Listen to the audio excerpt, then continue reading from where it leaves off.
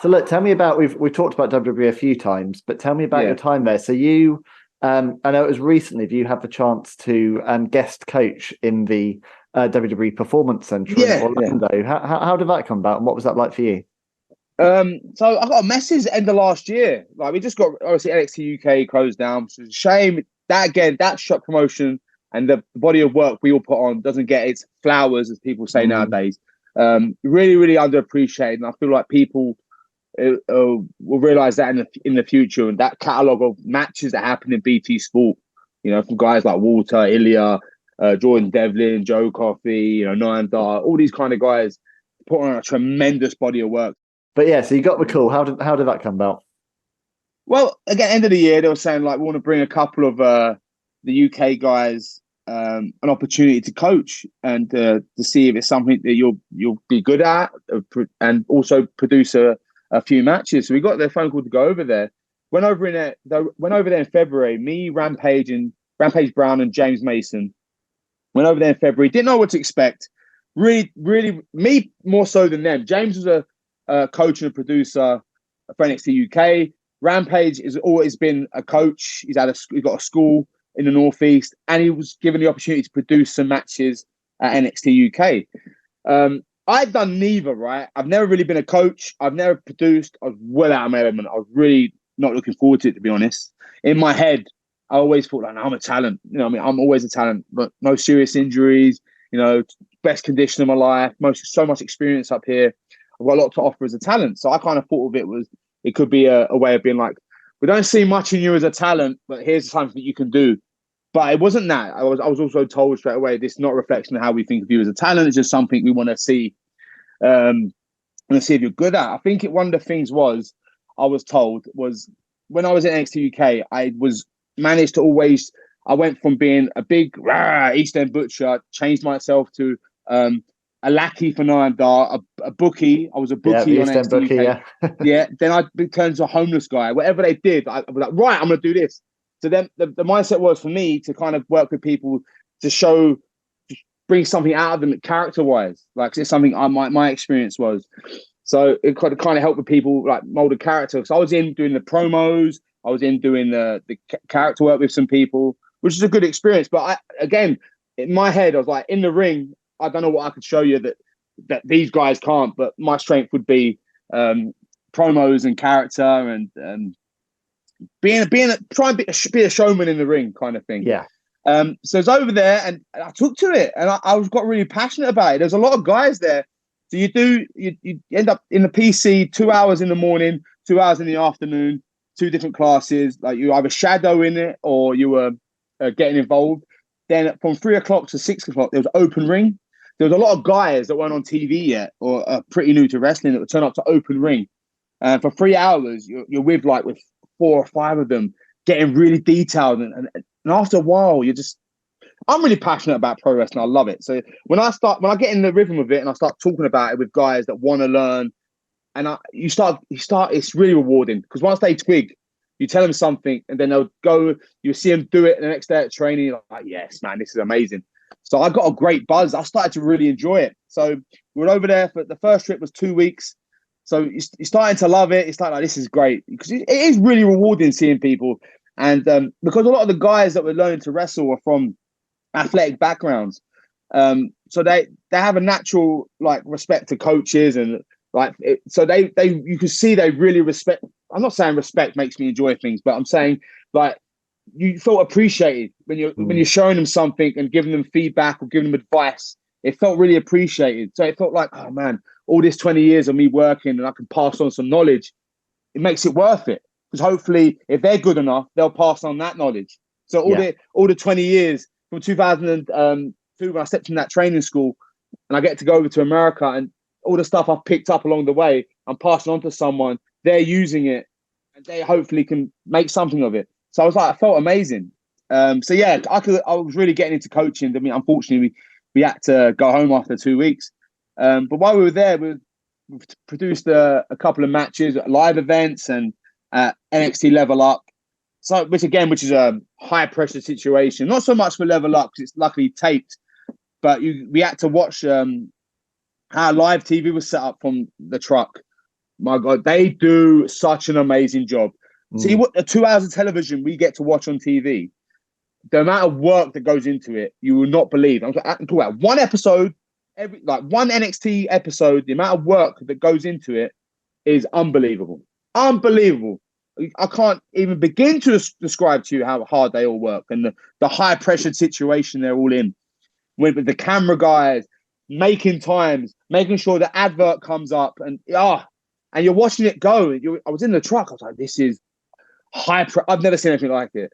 So, mate, again, it gave me a new appreciation for every single show we see on TV, whether it's WWE, AEW, whatever, because it's the same high pressured environment. It's live TV, and the first trip gave me a newfound respect for the guys behind the scenes, because they're the unsung heroes of what pro wrestling is.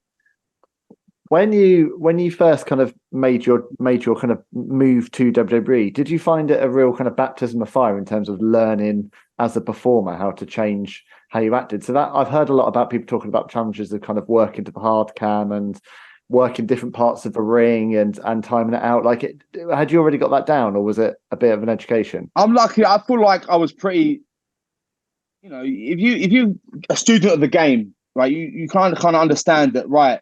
If I'm on a show, everyone has cameras now. Straight ahead, bulk your work, do straight ahead. You just position your body and sell towards that and stuff. So I wasn't a huge transition. What I realized, what I loved about when I signed for WWE was how much knowledge you learn, right? And people can take it in two ways. You can either be like, I already know everything, and people don't like it, learning new things, they're set in their ways. Or you can be like, wow, I've got this whole new fountain of knowledge that I can learn and make myself better. It was like literally going back to school. I signed in 2020, and from the moment I signed, and I only had 2 years there, right? Them 2 years, I learned more in them 2 years than I did in the 18 previous, right? Not to discredit the 18 years before, but to the respect for a lot of people, the British scene, a lot of us are self-taught. A lot of us are, self-taught in the way that we're learning with each other. We're learning as we go. We haven't got a lot of experienced guys weren't working the shows I was working on, because they did their shows, we did our shows, kind of thing. And so we're picking up all this stuff as we go. So it takes you a lot longer to learn. As soon as I was there, 2 years, you're learning from Shawn Michaels, Matt Bloom. I was just, them two names, so much knowledge. And they're telling you, they watch your match, and we'll do it on Zoom because it's still COVID. They watch your match and they'll be like, they're this, and this. And you try this, you would be better doing this. And you're just like, wow, this is great. And it's like, ding, light bulb. Amazing. So that 2 years there changed my mindset completely. I took it amongst myself. I was 35. I felt like I could have been a guy where I was like, nah, I've been doing this long, right? And no, I was like, no, day one of school, I want to learn. And I took everything in. And because I love wrestling so much, things they were telling me, I kind of got, like, I was like, that makes so much sense. It's not like you're teaching me from the ground up. I've got the foundational knowledge there. So yeah, the run there just was amazing, man. Really, really amazing. You also got in really good shape when was it during? It was during that time, wasn't it? That you dropped a lot of weight and got really. It all happened at the same time. So I can tell you the story of how I got signed. All right. So I had my tryout in 2019, July 2019, right? And this was when I was at my heaviest. Where was that? Was it, that was in the UK? Yeah, it was in the UK. So I did the week at NXT UK, and then I did a dark match at the Plymouth UK tapings, right? And they never really heard of me before. I mean, they've heard of me, but not so, because the people in charge of NXT UK were the owners at Progress at the time, and I didn't really work much with Progress, so I was never brought up to them. So when I was there, they were like, "Who is this guy? We've never seen him," and like. So it was pretty good. I felt like I smashed it. I couldn't have done any more, and I was buzzing with the how it all came across. They offered me a deal, and then after about 6-7 months of background checks and just finding the right time to bring me in, January 2020, when I was brought in to sign my contract, unfortunately for me, I had suffered a head injury in December, I think 2 weeks before I was meant to sign, and they got not cold feet. I said, but they were like wary of it. So they were like, "Mate, we can't sign you just yet." But I signed everything. 2 weeks later, they said, 2 weeks later, they said, we can't counter-sign the deal. We can't take the risk because of your head. Yeah, 6 months, give us a call. Well, what happened 2 months later? COVID. So I'm like, what the fuck's happening now? Wrestling's not on the table. My big chance, and it's gone. Like if I signed in 2020, I could at least got paid during COVID as well. So, but they were great. They paid me for private healthcare for my head to get seen to make sure everything was all good. They really looked after me. I mean, just from my experience, I know it's cool to slag that company off. I know a lot of guys, when they get released, they kind of badmouth them because it's the cool thing to do. And you might get some indie bookings, or you do have a bad experience. I don't know. From my experience, they looked after me. Even when I wasn't signed, they looked after me, made sure I got on my feet, made sure I recovered, made sure I had a bit of extra money as well. Because, I was about to sign a deal. I was well looked after. And then I messaged them in August of 2020. I just went, look, hi, I'm healthy, I'm fine. I'd love another opportunity if it ever happens. I'm not joking. 3 minutes later, they replied. 3 minutes. I was expecting a day, 2 days of being on edge, like refreshing my emails.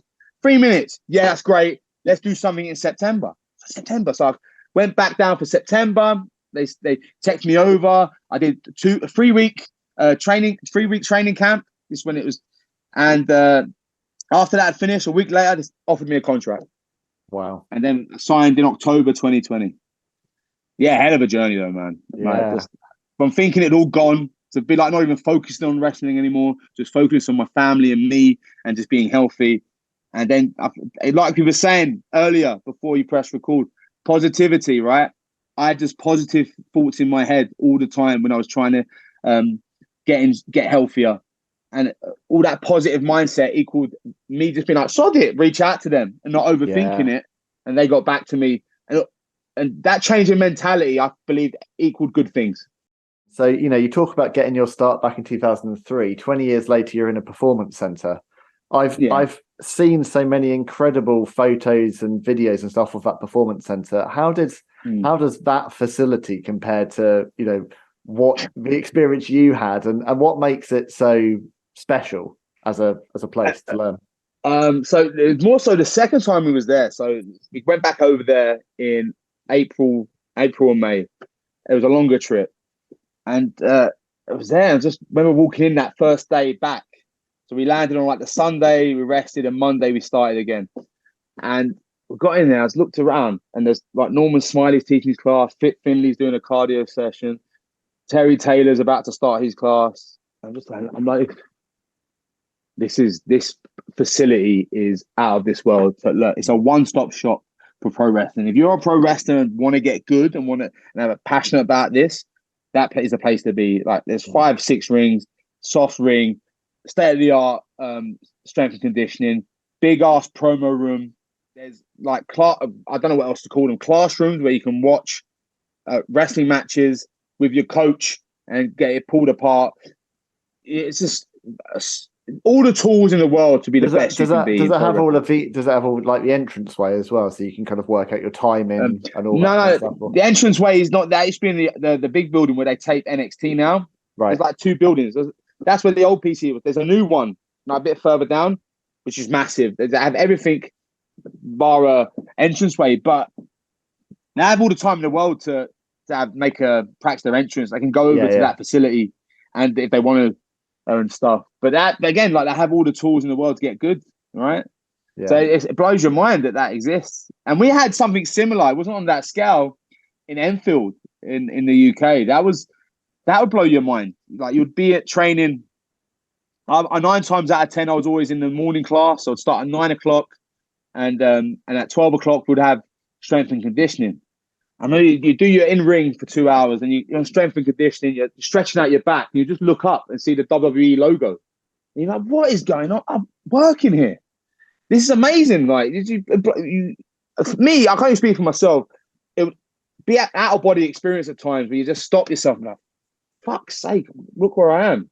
Yeah. Like you can never imagine it. Like it's such a huge achievement. Something you're such a big fan of, watched religiously, taped every single episode of Raw, SmackDown, Shotgun Saturday Night, anything that was on, I'd record it.